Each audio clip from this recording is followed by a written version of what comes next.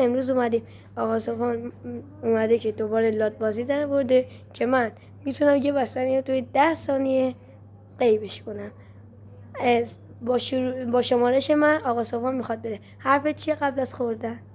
من لاتم باید اینو بخورم. خب اگه نخوردی چیکار میکنم من؟ باش تو 10 ثانیه 3 2 1 شروع شد. بخور. 1 2 3 4 5 6 7 8 9 و 10 و تموم شد آقا صبحان. و باید یه لگد من بخوری. و برای دیدن لگد ویدیو رو لایک کنید و چنل ما رو سابسکرایب کنید تا اینکه انرژی ما بیشتر بشه. اون بستنی رو بذار کنار چون که یه لگد محکم میخوای بخوری.